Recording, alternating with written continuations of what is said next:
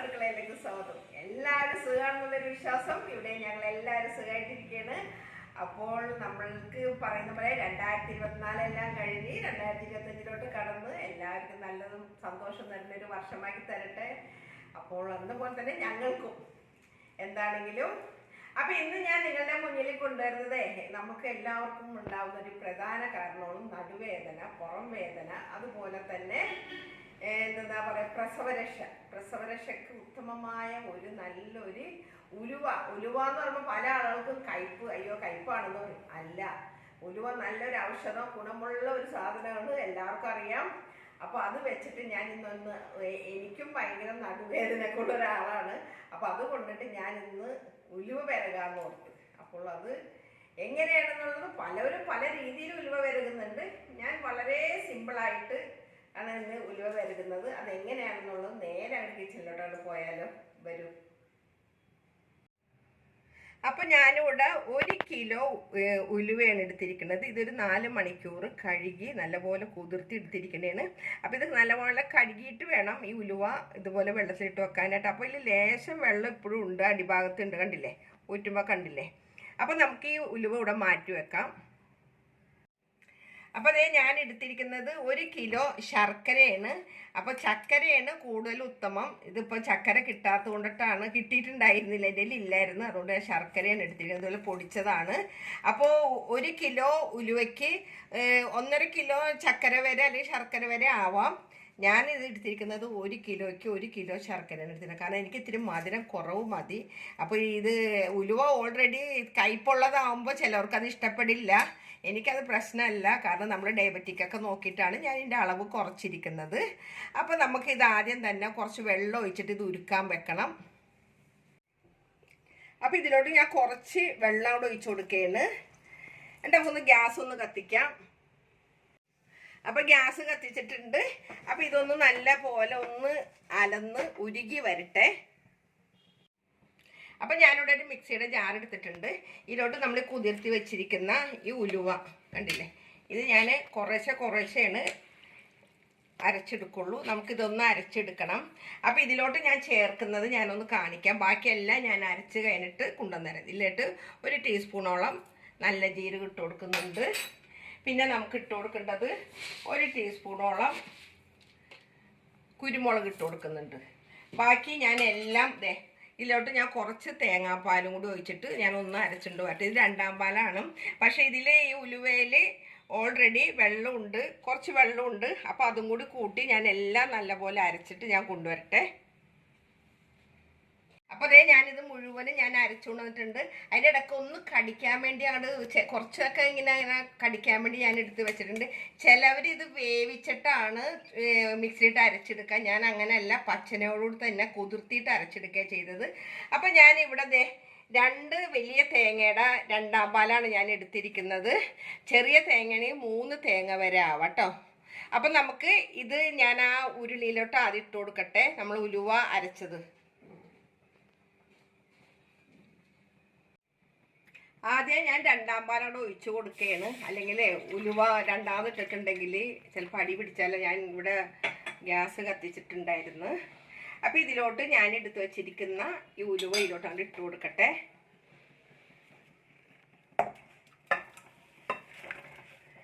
ഇതിനെ കട്ടിയിലാണ് ഇരിക്കുന്നത്. നമ്മളിതിപ്പോൾ ഇങ്ങനെ ഇളക്കുമ്പോൾ അതെല്ലാം ശരിയായിക്കോളും.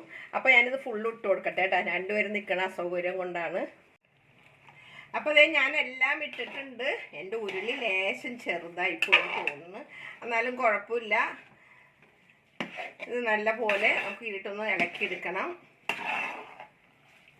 ഇതിൻ്റെ കൂട്ടത്തിൽ തന്നെ ഇതിപ്പോൾ തേങ്ങാപ്പാൽ നല്ലപോലെ ചൂടായിട്ടുണ്ട് കേട്ടോ. ഇതിൻ്റെ കൂട്ടത്തിൽ തന്നെ ഞാൻ എടുത്ത് വെച്ചിരിക്കുന്ന ശർക്കര പാനി കൂടെ ഇതിലോട്ടാണ്ട് ഒഴിച്ചു കൊടുക്കാം.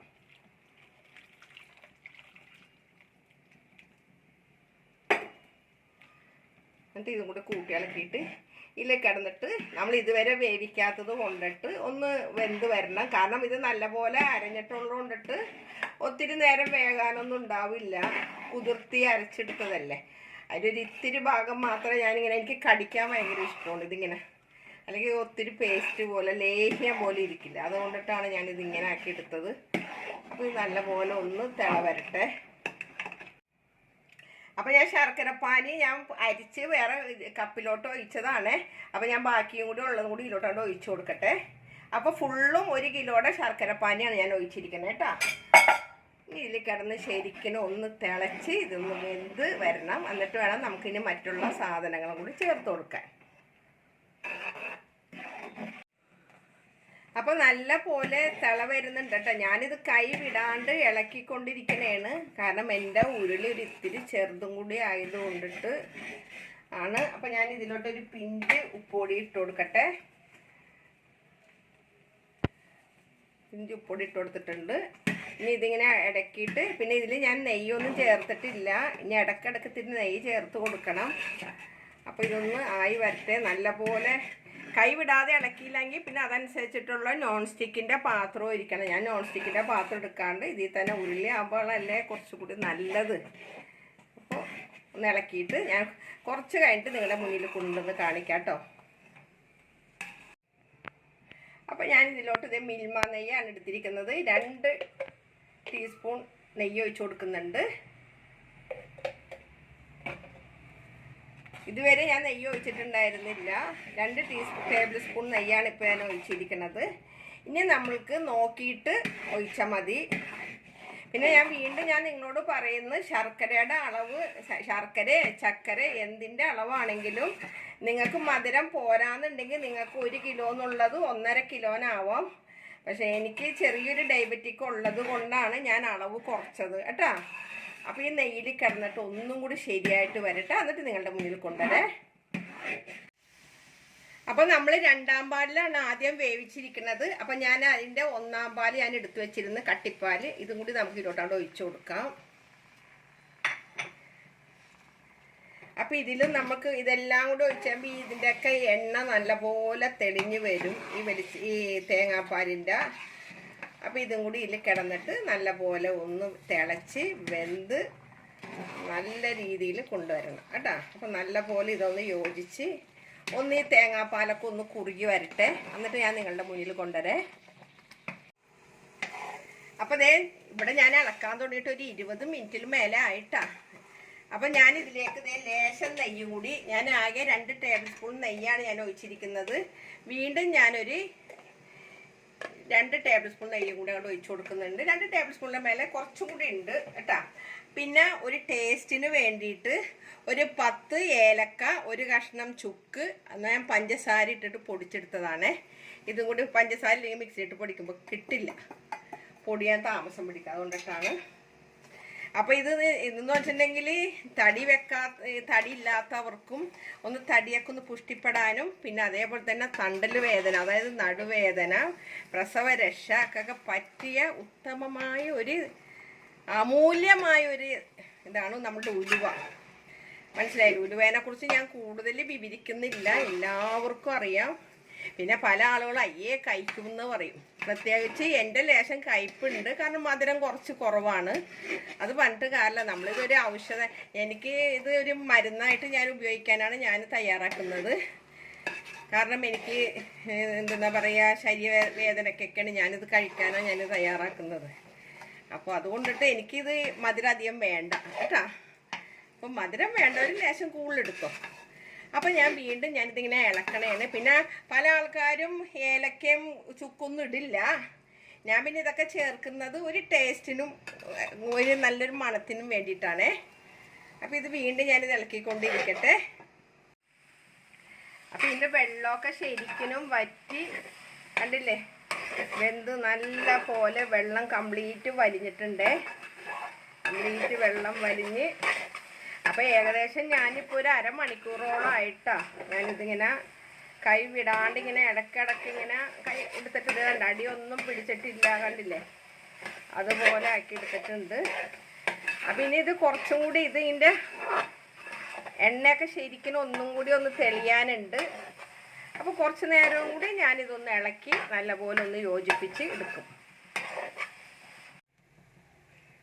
അപ്പോൾ ഇതേ നമ്മളുടെ ഉലുവ, നമ്മളുടെ പ്രസവരക്ഷ എന്ന് പറയാം, അതുപോലെ തന്നെ നമ്മുടെ ശരീരത്തിന് വേണ്ട എല്ലാ ഗുണങ്ങളും അടങ്ങിയ നമ്മളുടെ ഉലുവ വിളയിച്ചത് ഇവിടെ റെഡി ആയിട്ടുണ്ട്. കണ്ടില്ലേ? അപ്പോൾ ഇതിനെ അടിയൊന്നും പിടിക്കാണ്ട് നല്ല പോലെ എല്ലാം യോജിച്ച് നല്ല പോലെ ആക്കിയെടുത്തിട്ടുണ്ട്. ഇനി ഇത് നമ്മൾ എന്തെങ്കിലും ഒരു ഭരണിയിലിട്ടിട്ട് നനയാത്ത സ്പൂൺ കൊണ്ട് കോരിയിട്ട് വേണം ഇത് കഴിക്കാനായിട്ട്. മനസ്സിലായില്ല? അല്ലാണ്ട് നന്ന സ്പൂണൊക്കെ ഇട്ടിട്ട് പുറത്ത് വെച്ചിട്ടുണ്ടെങ്കിൽ ഇത് പെട്ടെന്ന് പൂപ്പൽ വരും. അതുകൊണ്ടിട്ട് നനയാത്ത സ്പൂൺ കൊണ്ടിട്ട് കോരിയിട്ട് എടുക്കുക. പിന്നെ ഇത് കൂടുതലുണ്ടെങ്കിൽ നമ്മൾക്കൊരു ജാറിലാക്കിയിട്ട് ഫ്രിഡ്ജിലെടുത്ത് വെച്ചിട്ട് നമുക്ക് ആവശ്യത്തിന് എടുത്ത് ഉപയോഗിച്ചാലും മതി. എനിക്ക് മാത്രം കഴിക്കാനല്ല കേട്ടോ ഇത്. എനിക്കിത് വേറൊരാൾക്കൂടി കൊടുക്കാനുണ്ട്. ഇത് അതിന് വേണ്ടിയിട്ട് ഞങ്ങൾക്കിത് 3 പേർക്കുള്ളതാണിത്.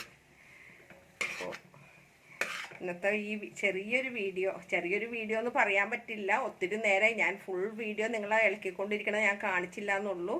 അപ്പോൾ ഇതെല്ലാവർക്കും ഇഷ്ടപ്പെട്ട് കാണുന്നുള്ളൊരു വിശ്വാസം. അപ്പോൾ ഇത് ബുദ്ധിമുട്ടുള്ളവർക്ക് കുറച്ചുണ്ടാക്കിയാൽ മതി. ഇപ്പോൾ ഞാനിത് ഇത്രയും ക്വാണ്ടിറ്റി എടുത്തത് കൊണ്ടിട്ടാണ് ഇത്രയും നേരം എനിക്ക് ടൈം പിടിച്ചത്. കുറച്ചൊക്കെയാണ് ഉണ്ടാക്കുന്നതെങ്കിൽ പെട്ടെന്ന് ഉണ്ടാക്കി കഴിയും. അപ്പോൾ എൻ്റെ വീഡിയോ ആദ്യമായിട്ടൊക്കെ ആണെങ്കിൽ നിങ്ങളെ ഒന്ന് ലൈക്ക് ചെയ്യാനും ആദ്യമായിട്ട് കാണാൻ ഒരു സബ്സ്ക്രൈബ് ചെയ്യാനൊന്നും മറക്കരുത്. ഒരിക്കൽ കൂടെ നിങ്ങളോട് എല്ലാവരും നന്ദി. നിങ്ങളുടെ സ്വന്തം മാമിൻ താത്ത. Okay bye, thank you.